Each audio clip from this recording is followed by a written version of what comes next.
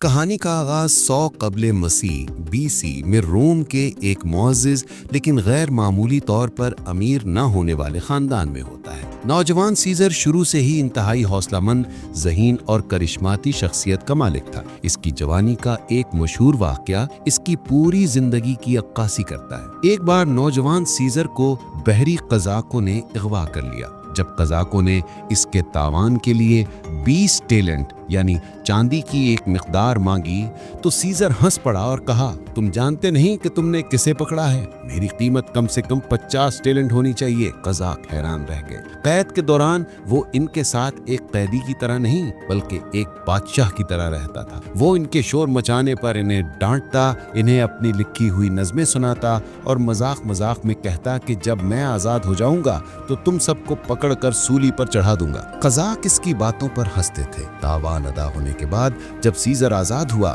تو اس نے فوراً ایک بحری بیڑا تیار کیا، ان قزاقوں کو پکڑا اور اپنا وعدہ پورا کرتے ہوئے ان سب کو سولی پر چڑھا دیا۔ یہ واقعہ ظاہر کرتا ہے کہ سیزر اپنی بے عزتی کبھی نہیں بھولتا تھا اور جو کہتا تھا وہ کر کے دکھاتا تھا۔ روم واپس آ کر سیزر نے سیاست میں قدم رکھا۔ وہ ایک بہترین مقرر تھا اور عوام میں بہت مقبول تھا۔ اس نے آہستہ آہستہ روم کے سیاسی نظام میں اپنا راستہ بنایا، لیکن وہ جانتا تھا کہ اکیلے وہ سب سے اوپر نہیں پہنچ سکتا۔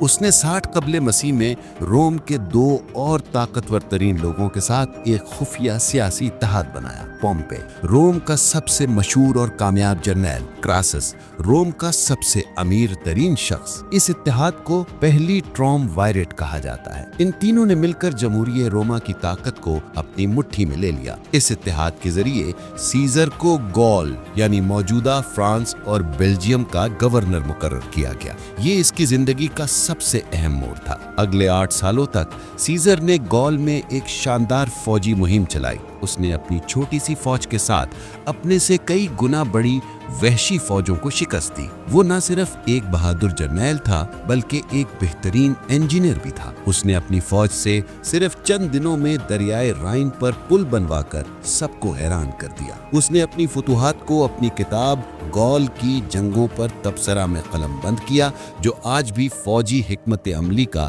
ایک شاہکار سمجھی جاتی ہے۔ 8 سال بعد جب وہ گول سے واپس لوٹا تو وہ روم کا سب سے مشہور، سب سے امیر اور سب سے طاقتور جرنیل بن چکا تھا۔ اس کی فوج اس کی وفادار تھی اور روم کے عوام اسے ہیرو کے طور پر پوچھتے تھے۔ روم میں سینٹ اور سیزر کا پرانا اتحادی پومپے اب اس کی بڑھتی ہوئی طاقت سے خوفزدہ تھے۔ انہوں نے سیزر کو حکم دیا کہ وہ اپنی فوج کو تحلیل کر دے اور ایک عام شہری کی حیثیت سے روم واپس آ جائے۔ سیزر ایک دوراہے پر کھڑا تھا۔ وہ جانتا تھا کہ اگر اس نے فوج کے بغیر روم میں قدم رکھا تو اس کے دشمن اسے مقدموں میں پھنسا کر ختم کر دیں گے۔ 49 قبل مسیح میں وہ اپنی فوج کے ساتھ اٹلی کی شمالی سرحد پر واقع روبیکن نامی ایک چھوٹے سے دریا پر پہنچا۔ رومی قانون کے مطابق کسی بھی جرنیل کا اپنی فوج کے ساتھ اس دریا کو عبور کرنا بغاوت اور خانہ جنگی کا اعلان تھا۔ کہتے ہیں کہ کچھ دیر سوچنے کے بعد سیزر نے اپنے تاریخی الفاظ کہے، آلیا یاکتا ایست یعنی پانسا پھینک دیا گیا ہے، اور اپنی فوج کے ساتھ دریا پار کر لیا۔